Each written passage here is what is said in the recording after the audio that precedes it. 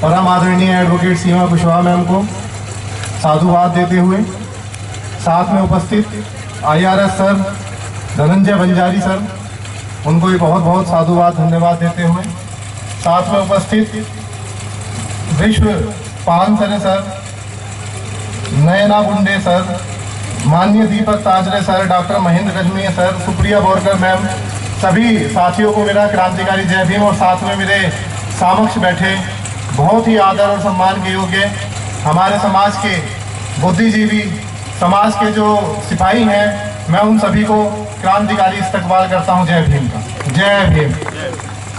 साथियों, मेरा नाम स्वयं अम्बेडकर, दिल्ली के अंदर माननीय एडवोकेट साहिबा के ऑफिस में मैं उनका कलीग हूं, उनकी जूनियरशिप में काम करता हूं।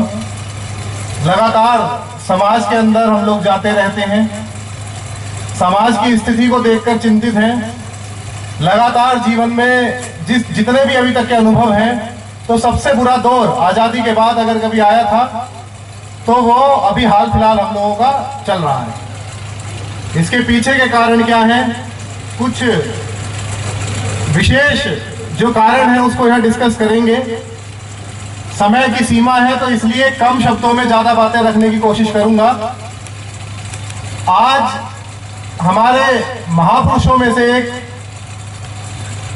हमारे शाहू जी महाराज का बर्थ है, उनका जन्म दिवस है, जिन्हें आरक्षण का जनक कहा जाता है।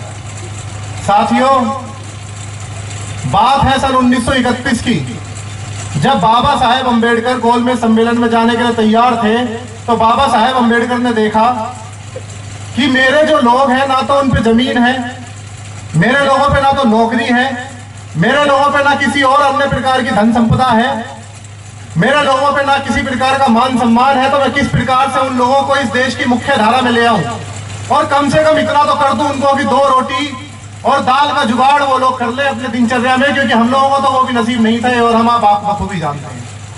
हम वो लोग हैं जिन्होंने पानी भी संघर्ष करके पिया है, लड़ाई करके पी है। तो हम लोगों ने इस देश के अंदर नौकरियां, इस देश के अंदर संपदा, जो आज घर पे हमारी संपत्ति है, जो हमने कपड़े पहने हैं, सब हमने छीना है, सब हमें किसी ने दिया नहीं।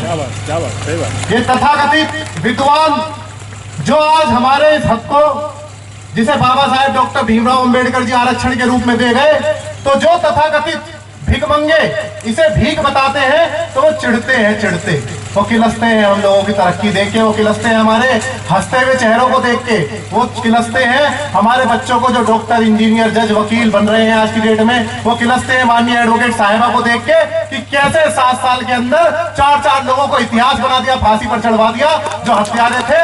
और जिसके सामने ऑक्सफोर्ड से, कैलिफोर्निया से, लंदन से बड़े बड़े जो लॉ स्कूल है वहां से पढ़ के मैम के सामने अधिवक्ता आए थे, सबको उड़ा दिया, तथाकथित विद्वानों की मेरिट को उड़ा दिया और उनको चारों को फांसी पर टंगवा दिया। तो वो लोग इस चीज से किलसते, किलसने दीजिए। हमें भी कहीं ना कहीं थोड़ी बहुत नाराजगी है अपनों से। नाराजगी ये है कि आज की डेट में इस देश के अंदर जो 3% समाज है वो इस पूरे देश के अंदर रूल कर रहा है। हम लोग इस देश के अंदर टोटल आबादी का करीब 90% लोग हैं।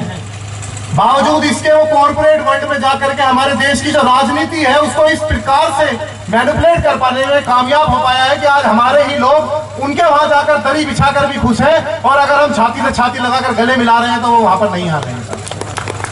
कहीं ना कहीं हम लोगों की गलती। अभी एक साथी बोल रहे थे कि हम क्यों नहीं अपना आइडियल बदलते हैं, क्यों नहीं हम अपनों को अपना आइडियल मानते हैं, क्यों हमें दुनिया भर के हीरो हीरोइन है जिनसे हमारा कुछ लेना देना नहीं है, हम इन लोगों की बातें करते हैं।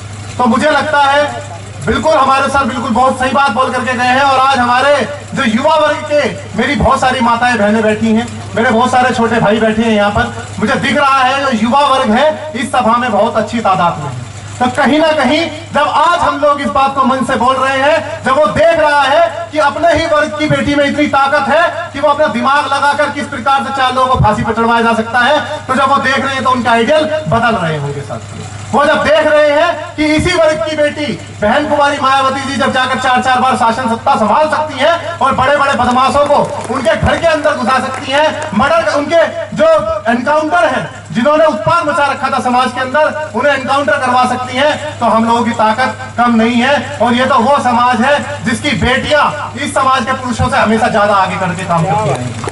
चाहे हमारी माता सावित्रीबाई फुले हो, हमारी माँ फातिमा शेख हो, चाहे हमारी झलकारी बाई माता हो, हमारी तमाम माताएं हैं जिन्होंने समाज के अंदर समय समय पर बहुत बड़े बड़े योगदान दिए और ट्रेंड सेट किए इस समाज के अंदर कि नारी की आवाज को कैसे बुलंद किया जाता है, वो इस बहुजन समाज की बेटियों ने समय समय पर बताया है साथियों, जिसको फॉलो करके सर्व समाज की महिलाएं भी आगे आई हैं और उन्होंने भी अपने अपने स्थिति में अपने अपने एरिया में कार्य किया है। तो मैं उस चीज पर ज्यादा नहीं जाऊंगा, क्योंकि आज हम लोगों का ये जो सामाजिक प्रोग्राम है, आरक्षण के जनक शाहू जी महाराज के लिए हम अपना वंदन करते आए हैं। और मुझे लगता है कि इस 1931 का जो गोलमेज सम्मेलन था, जहां से मैंने बात शुरू करी थी, अब इस बात को जरूरी है करना। तो साथियों, सन 1931 के अंदर जब बाबा साहेब अंबेडकर सोच रहे थे कि कैसे इन लोगों को इस गरीबी से, इस दयनीय जीवन से बाहर निकाल लें, तो बाबा साहेब अंबेडकर ने सेपरेट सेटलमेंट और सेपरेट इलेक्टोरेट दोनों की व्यवस्था के लिए कहा था साथियों। चूंकि इस देश के अंदर 1909 में सेपरेट इलेक्टोरेट सिखों को मिल चुका था, 1919 में मुस्लिमों को मिल चुका था, तो 1931 में जब बाबा साहेब अंबेडकर ने बोला कि भाई तुम लोग हम लोगों से बहुत भेदभाव करते हो और तुम हम लोगों के हाथ का दिया पानी तक नहीं पीते, बल्कि पानी पीना तो दूर की बात है, तुम्हारे गांव के अंदर जो कुएं हैं हम उनसे ही पानी नहीं पी सकते, तो हम लोगों को सेपरेट सेटलमेंट दी जाए और सेपरेट इलेक्टोरेट दिया जाए। तो तथाकथित एक इस देश के राष्ट्रपिता थोप दिए गए हैं, हम इनको नहीं मानते हैं, सीधा सीधा कोई भी नहीं मानता। और ऑफिशियली इस बात को कह देने में कोई बुराई नहीं है कि कोई राष्ट्रपिता नहीं है इस देश का, हमारे महात्मा राष्ट्रपिता ज्योतिबा फूले हैं केवल, हम किसी और को देश का राष्ट्रपिता नहीं मानते। अगर कोई व्यक्ति इस बात का विरोध करता है तो सबूत दिखाए कि किस आर्टिकल के तहत, संविधान में किस ब्यौरे के तहत, किस एक्ट के तहत आपने राष्ट्रपिता इस देश को बना करके थोप दिया है। कौन बोल रहा है भाई? जो बहुजन आबादी है इस देश की, जो 90% टोटल पॉपुलेशन है, वो केवल एक व्यक्ति को राष्ट्रपिता मानती है और हमारे राष्ट्रपिता है महात्मा ज्योतिबा फूले। तो उस तथाकथित कांग्रेसी राष्ट्रपिता ने हम लोगों का पूर्ण रूप से विरोध किया और विरोध करने का यह हुआ कि बाबा साहेब अंबेडकर भी सोच रहे थे, बाबा साहेब अंबेडकर का भी दो-धारी तलवार था, आप जानते दिमाग, तो वो एक तरफ से तो काटते थे, पीछे की साइड से बताते थे कि मैं यहां से काटूंगा। तो बाबा साहब ने कहा कि भैया ऐसा है, मेरे लोग बेचारे गरीब हैं, इनको सेपरेट इलेक्टोरेट दे दो और रिजर्वेशन तो चाहिए। तो बाबा साहब को पता था कि कहीं ना कहीं ये मेरा विरोध करेगा और ऐसा ही हुआ। पूरी कांग्रेस एक तरफा इनके विरोध में आ गई। हमारे लोगों को अगर सेपरेट इलेक्टोरेट मिल जाता तो मुझे लगता है आज जिस स्थिति में हम लोग ये चीज अपने हक हकूक की बातें लेकर के यहाँ पहुंच पाए हैं, तो यहाँ पर दुगनी तरक्की हम लोगों के पास आज की डेट में होती।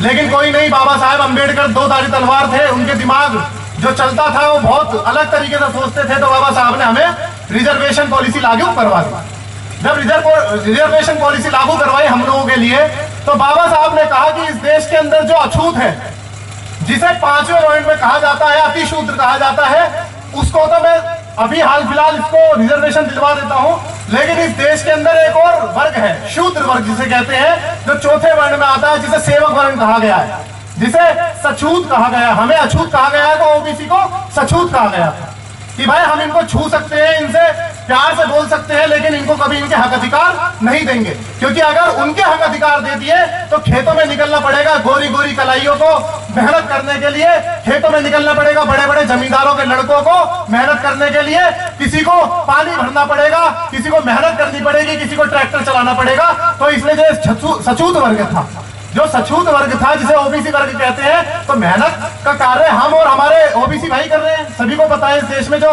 बहुजन आबादी है, एससी एसटी ओबीसी, वही मेहनत का कार्य करती है।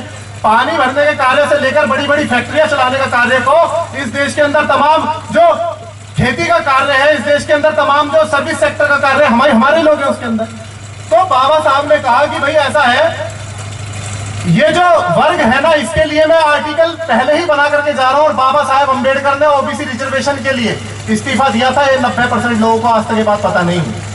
इस देश के अंदर बाबा साहब ने इस्तीफा दिया था, वो हिंदू कोड बिल, इस देश की तमाम महिलाओं के लिए और इस देश के ओबीसी वर्ग को रिजर्वेशन देने के लिए वो इस्तीफा बाबा साहेब अंबेडकर ने दिया था।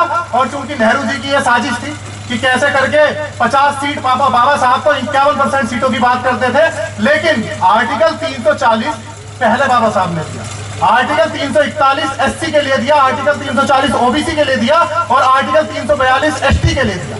तो बाबा साहेब अंबेडकर सोच रहे थे, और बाबा साहेब अंबेडकर ने गुरु किसे माना? आप और मैं बखूबी जानते हैं, हमारे राष्ट्रपिता महात्मा ज्योतिबा फुले जी को गुरु माना। तो इस देश के अंदर जो हमारा ओबीसी समाज है, जो हमारा बड़ा भाई है, दलित और आदिवासियों का जो बड़ा भाई है, उसने अब मोर्चा संभाल लिया है और अब कहीं ना कहीं इस देश के अंदर बड़े स्तर पर बदलाव आने शुरू हो गए हैं। चाहे आप मध्य प्रदेश देख लीजिए, राजस्थान देख लीजिए, महाराष्ट्र देख लीजिए, दिल्ली देख लीजिए, गुजरात देख लीजिए, पंजाब देख लीजिए, हरियाणा देख लीजिए। अब कहीं ना कहीं मान्यवर साहेब कांशीराम जी ने जो आंदोलन चलाया था, एक पार्टी के माध्यम से, जो हमारे 5 प्यारे थे उन्हें घर घर में डाल दिया है। आज हमारे देश के अंदर तमाम जगहों पर महात्मा ज्योतिबा फुले को पूजा जाने लगा है साथियों। और यही है मौका है जब इस देश के अंदर सामाजिक क्रांति एक बागडोर संभाली हुई है, जो लगातार निरंतर अपने मंजिल की तरफ जा रही है। और हमारा कार्य है व्यवस्था परिवर्तन का। ये सत्ता वत्ता बहुत छोटी चीज है हम लोगों के लिए, सत्ता इतनी बच्ची चीज है हम लोगों के लिए कि हमें ज्यादा इस पर फर्क नहीं पड़ता है। अभी हम भले ही सत्ता में नहीं है, लेकिन हमें ज्यादा फर्क नहीं पड़ रहा है, क्योंकि हमारा जो व्यवस्था का परिवर्तन है, जो बुद्ध हमारा जो असली घर है, हम लोग लगातार बुद्ध की ओर जाते जा रहे हैं। और एक कहीं ना कहीं बहुत शान सम्मान और गौरव की बात है हम लोगों के लिए और आप लोगों के लिए। तो साथियों, मुझे लगता है कि इन बातों को हमें समाज के अंदर निरंतर जा करके इस जो हम गैदरिंग की है, जो हमारी माताएं बहनें, जो हमारे पिता तुल्य बड़े बुजुर्ग आए हैं, हमारे भाई आए हैं, हमारे बड़े आए हैं, तो कहीं ना कहीं इन मंचों से ये बातें बोलते रहना पड़ेगा। और जब तक हम इन बच्चों को जागरूक नहीं कर लेते, जो हमारी सेकंड जनरेशन है, तब तक हम लोग इस लड़ाई के अंदर काबिल नहीं हो सकते, कामयाब नहीं हो सकते। आप लोग सब बड़े बड़े लोग हैं, यहाँ पर सभी ने अपने अपने जीवन में बहुत कुछ किया है। जब आप लोग एक अचीवमेंट पर आप आए हैं, तब आज आप समाज के लिए सोच पा रहे हैं। तो कहीं ना कहीं आप लोगों ने तो बहुत कुछ कर लिया, ज्यादा जिम्मेदारी हम जैसे युवाओं की है। हम लोगों को, हम जैसे युवा हैं, सौमेंद्र जैसे युवा हैं, और भी तमाम साथी हैं जो लगातार इस लड़ाई को लड़ते रहते हैं। आप लोगों के मार्गदर्शन में हम आगे बढ़ रहे हैं, तो मुझे लगता है लड़ाई जीती जाएगी साथियों। और जो हमारे बच्चों का जो आइडियल है आज की डेट में, वो माननीय बहन जी साहेब कांशीराम, हमारे एडवोकेट सीमा कुशवाहा जी, हमारे इस देश के अंदर तमाम जो आंदोलन में बच्चे हैं, वो उनको मानते हैं, ना कि किसी अन्य और व्यक्ति को मानते हैं। मुझे लगता है मानना भी नहीं चाहिए। और मैं इसी अपनी जो मेरा वक्तव्य है, मैं इसको एक छोटी सी बात के साथ खत्म करना चाहता हूँ। एक बड़ी इंपॉर्टेंट कहानी है, खीर की कहानी। तो